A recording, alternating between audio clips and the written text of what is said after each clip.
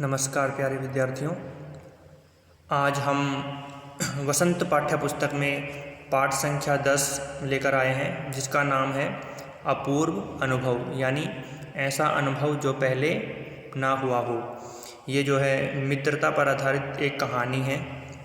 ये कहानी मूल रूप से जापानी भाषा में लिखी गई है और जापानी भाषा में जो इसके लेखककार हैं वो हैं तेत्सुको कुरियानागी, और हिंदी में ये इसका जो है अनुवाद किया गया है। और हिंदी में जो अनुवाद किया है वो पूर्वा याज्ञिक कुशवाहा जी ने इसका हिंदी में अनुवाद किया है। ये मित्रता पर आधारित एक कहानी है, जिसमें एक मित्र अपने दूसरे विकलांग मित्र को पेड़ पर चढ़ाकर उसको एक अपूर्व अनुभव देना चाहता है, एक खुशी का एहसास उसको दिलाना चाहता है। तो मित्रता पर आधारित ये कहानी है। तो आइए जो है कहानी प्रारंभ करते हैं। सभागार में शिविर लगने के 2 दिन बाद तोतो चान के लिए एक बड़ा साहस करने का दिन आया। इस दिन उसे यासुकी चान से मिलना था। तो इसमें जो है ये 2 व्यक्तियों का यानी बच्चों का नाम आया है। एक तो तोतो चान है और दूसरा यासुकी चान। तो ये दोनों आपस में मित्र हैं। इस भेद का पता ना तो तोतो चान के माता पिता को था, ना ही यासुकी चान के। उसने यासुकी चान को अपने पेड़ पर चढ़ने का न्योता दिया था। तोमोए मतलब ये जापान में एक जगह का नाम है। तोमोए में हर एक बच्चा बाग के एक एक पेड़ को अपने खुद के चढ़ने का पेड़ मानता था। तोतो चान का पेड़ मैदान के बाहरी हिस्से में कुहुनबुत्सु जाने वाली सड़क के पास था। बड़ा सा पेड़ था उसका। चढ़ने जाओ तो पैर फिसल जाते, पर ठीक से चढ़ने पर ज़मीन से कोई 6 फुट की ऊंचाई पर एक द्विशाखा यानी जहाँ से 2 टहनियाँ निकल रही हैं तक पहुँचा जा सकता था। बिल्कुल किसी झूले सी आरामदेह जगह थी यह। तोतो चान अक्सर खाने की छुट्टी के समय या स्कूल के बाद ऊपर चढ़ी मिलती। वहाँ से वह सामने दूर तक ऊपर आकाश को और नीचे सड़क पर चलते लोगों को देखा करती। अब बच्चे अपने अपने पेड़ को निजी संपत्ति मानते थे, यानी वो मानते थे कि जिस पेड़ पर वो चढ़ते हैं उस पेड़ पर जो है किसी और को चढ़ने का अधिकार नहीं है। तो इस प्रकार से उनको वो अपनी पर्सनल प्रॉपर्टी, निजी संपत्ति मानते थे। किसी दूसरे के पेड़ पर चढ़ना हो तो पहले उससे पूरी शिष्टता से, एटिकेट से, माफ़ कीजिए क्या मैं अंदर आ जाऊं, पूछना पड़ता था, क्या मैं पेड़ पर चढ़ जाऊं। यासुकी चान को पोलियो था, इसलिए वह न तो किसी पेड़ पर चढ़ पाता था और न किसी पेड़ को अपनी निजी संपत्ति मानता था। अतः तोतो चान ने उसे अपने पेड़ पर आमंत्रित किया चढ़ने के लिए, पर यह बात उन्होंने किसी से नहीं कही, क्योंकि अगर बड़े सुनते तो ज़रूर डांटते। घर से निकलते समय तोतो चान ने माँ से कहा कि वह यासुकी चान के घर डेनेनचोफू जा रही है।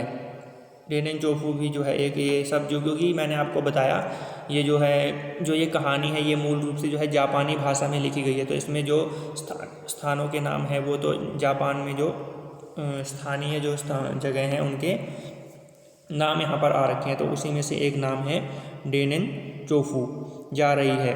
अब चूँकि वह झूठ बोल रही थी, इसलिए उसने माँ की आंखों में नहीं झाँका। वह अपनी नज़रें जूतों के फीते पर ही गड़ाए रही। रॉकी उसके पीछे पीछे स्टेशन तक आया। जाने से पहले उसे सच बताए बिना तोतो चान से रहा नहीं गया।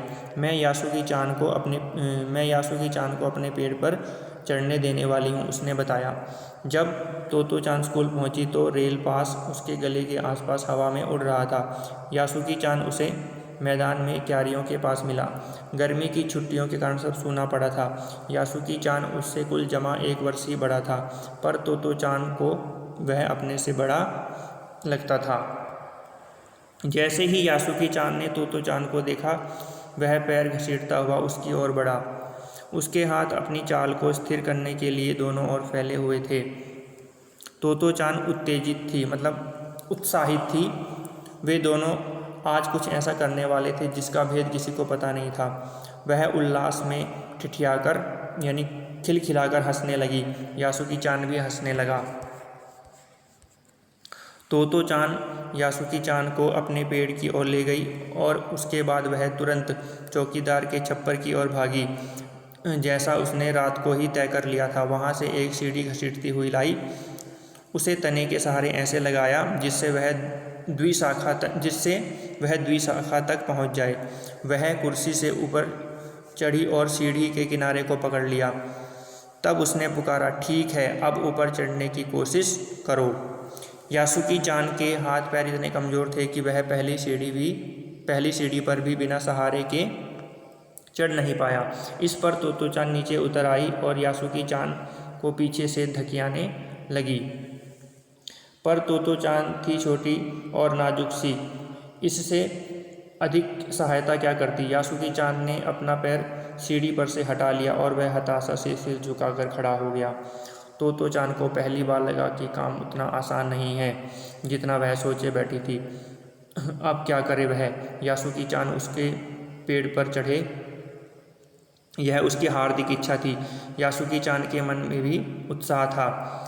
वह उसके सामने गई और उसका लड़का चेहरा इतना उदास था कि तोतो चान को उसे हंसाने के लिए गाल फुलाकर तरह तरह के चेहरे बनाने पड़े। तब वह ठहरो, एक बात सूझी है। वह फिर चौकीदार के छप्पर की ओर दौड़ी और हर एक चीज़ उलट पुलट कर देखने लगी। आखिर उसे एक तिपाई सीढ़ी मिली, यानी तिपाई का मतलब यहाँ पर है 3 पैरों वाली सीढ़ी मिली। ठीक है, उसे एक 3 पैरों वाली सीढ़ी मिली जिसे थामे रहना भी जरूरी नहीं था। वह तिपाई सीढ़ी को घसीट कर ले आई तो अपनी शक्ति पर हैरान होने लगी। तिपाई की ऊपरी सीढ़ी द्विशाखा तक पहुंच रही थी। अपनी शक्ति पर हैरान होने लगी कि कैसे उसने जो है इतनी भारी भरकम सीढ़ी को उठा लिया। देखो, अब डरना मत, उसने बड़ी बहन की सी आवाज़ में कहा। यह डगमगाएगी नहीं, यानी जो सीढ़ी मैं अब तुम्हारे लिए लेकर के आई है 3 पैरों वाली है, ये गिरेगी नहीं। तुम जो है निश्चिंत होकर इस पर चढ़ो, इससे तुम्हें पेड़ पर चढ़ने पर मदद मिलेगी। किसको? यासुकी चान को। यासुकी चान ने घबराकर तिपाही सीढ़ी और पसीने से तरबतर तोतो चान की ओर देखा। उसे भी काफ़ी पसीना आ रहा था। उसने पेड़ की ओर देखा और तब निश्चय के साथ पांव उठाकर पहली सीढ़ी पर रखा। उन दोनों को यह बिल्कुल भी पता नहीं चला कि कितना समय यासुकी चान को ऊपर तक चढ़ने में लगा। सूरज का ताप उन पर पड़ रहा था, पर दोनों का ध्यान यासुकी चान के ऊपर तक पहुंचने में रमा था। तोतो चान नीचे से उसका एक एक पैर सीढ़ी पर धरने में मदद कर रही थी। अपने सिर से वह उसके पिछले हिस्से को भी स्थिर करती रही। यासुकी चान पूरी शक्ति के साथ जूझ रहा था और आखिर वह ऊपर पहुंच गया। तो अभी जो है यहीं तक पढ़ते हैं। आप जो है इसको पढ़िए। अगर किसी भी शब्द का अर्थ समझने में आपको दिक्कत हो तो आप मुझसे संपर्क कर सकते हैं। तो आज जो है यहीं पर समाप्त कर रहे हैं, कल कहानी को आगे बढ़ाएंगे। तब तक के लिए धन्यवाद।